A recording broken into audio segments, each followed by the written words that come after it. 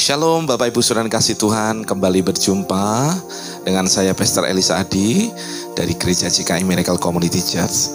Pada hari ini saya hendak menyampaikan sebuah dimensi iman. Kita belajar tentang iman. Saudara, banyak sekali pesan yang disampaikan kepada saya untuk bagaimana pada dasarnya realnya tentang iman itu. Nah saudara, saya mau kita sama-sama belajar dan kita mau sama-sama ngerti dari kebenaran firman Tuhan yang akan menolong kita bagaimana untuk kita belajar dengan iman.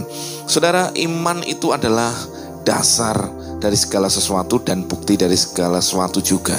Jadi kita percaya bahwa ada dasar juga ada bukti. Di dalam firman Allah yang hidup dikatakan iman itu adalah kepastian dan iman itu adalah sebuah keyakinan.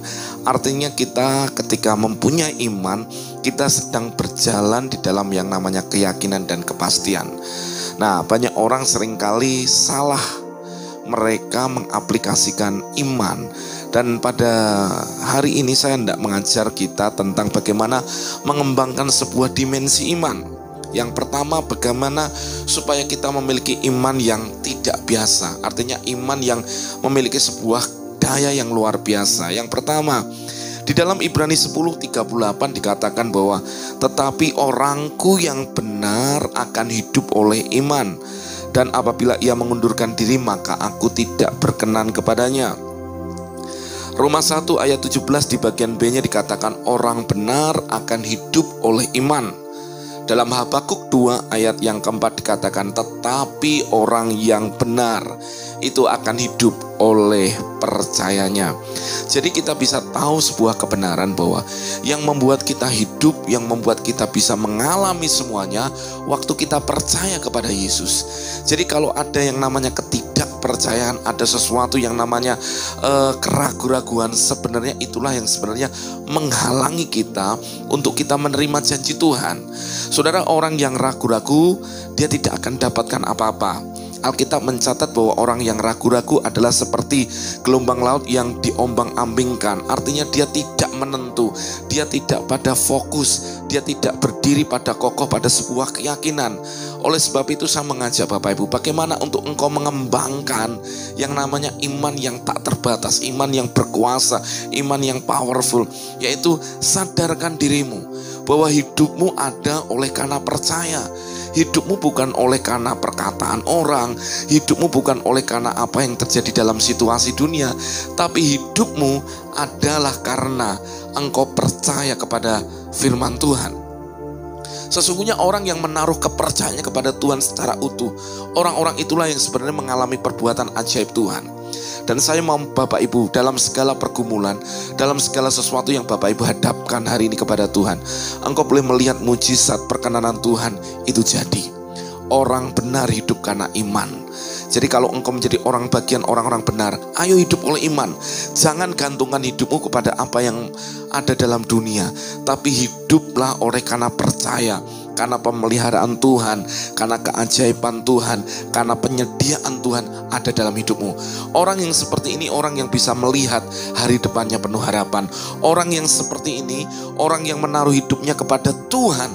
Orang ini tetap ada dalam damai sejahtera. Apapun yang terjadi tidak akan menghalangi dia untuk dia tidak mempercayai Tuhan. Justru saya menganjurkan, mengajak Bapak Ibu untuk kita taruh hidup kita sepenuhnya di dalam iman kepada Tuhan. Maka ada kata yang berbeda antara hanya sekedar percaya dan mempercayakan. Jadi orang yang benar itu sebenarnya tidak hanya percaya tapi mempercayakan semuanya, seluruhnya kepada Tuhan. Lihat nanti, waktu engkau percayakan hidupmu kepada Tuhan, jadikan Tuhan satu-satunya sandaran, satu-satunya pengharapan dalam hidup kita. Dia Tuhan yang akan mendatangi kita dengan kuasa dan keajaibannya. Katakan amin. Yang kedua, bagaimana mengembangkan iman yang dahsyat. Saudara, kita berjalan dengan iman dan bukan dengan penglihatan.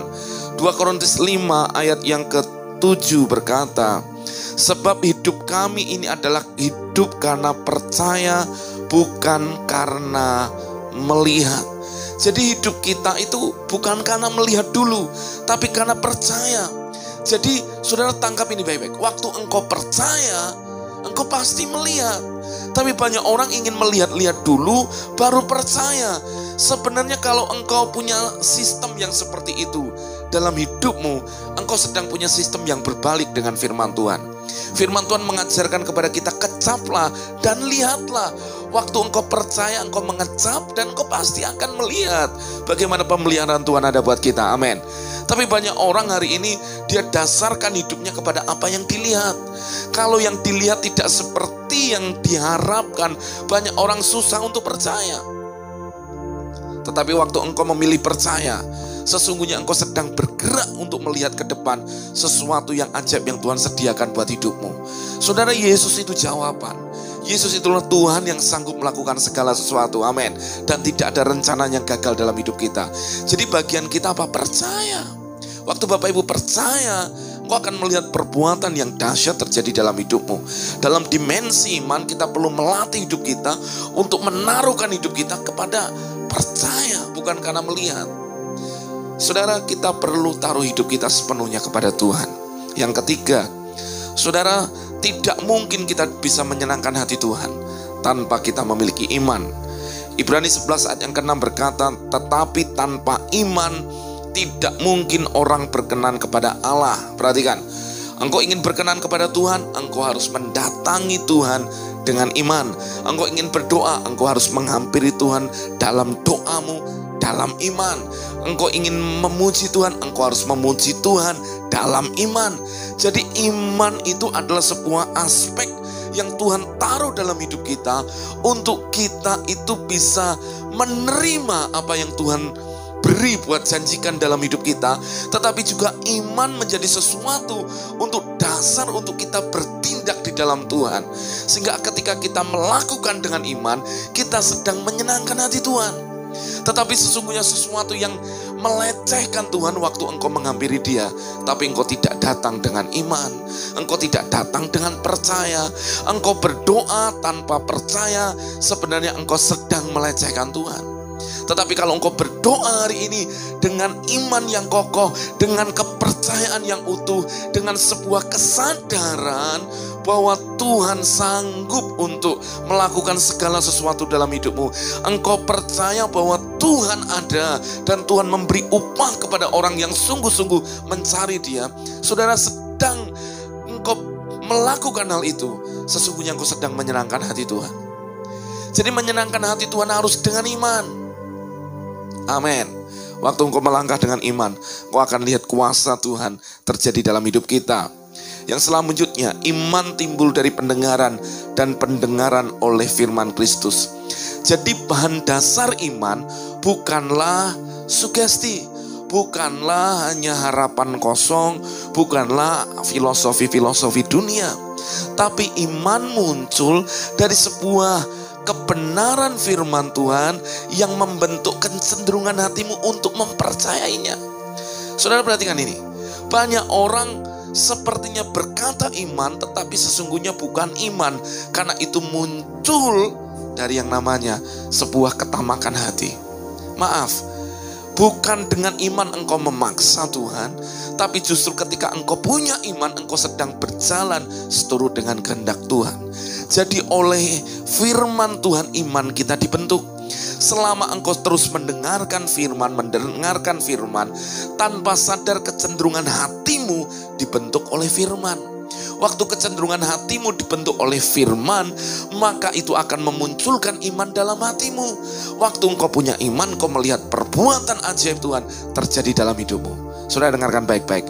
Hal yang sederhana, bagaimana supaya imanmu bisa menjadi iman yang kokoh. Terus dengarkan firman Tuhan. Itu adalah bahan dasar untuk membentuk imanmu. Ketika engkau melihat, engkau mendengar, dan engkau membaca, merenungkan setiap apa yang Yesus lakukan, apa yang Tuhan lakukan selama Yesus mau menyembuhkan, Yesus melakukan perbuatan ajaib, Dia membangkitkan, tanpa sadar itu akan membentuk imanmu. Engkau yang sakit, engkau percaya ada kesembuhan di dalam Tuhan. Engkau yang hari ini dalam pergumulan, ada jalan keluar di dalam Tuhan. Engkau yang hari ini bingung dengan masa depanmu, Tuhan berkata, aku Tuhan yang mengetahui masa depan dan rancangan ada padamu. Dia Tuhan yang memberikan masa depan dan rancangan yang penuh damai sejahtera dalam hidup Bapak Ibu. Jadi hari ini saudara, kita perlu putuskan dengan hati kita, dengan iman kita, bahwa engkau mau hari ini untuk terus mendengar firman Tuhan. Amin. Saudara, biarkan renungan ini menjadi berkat buat hidup saudara. Amin.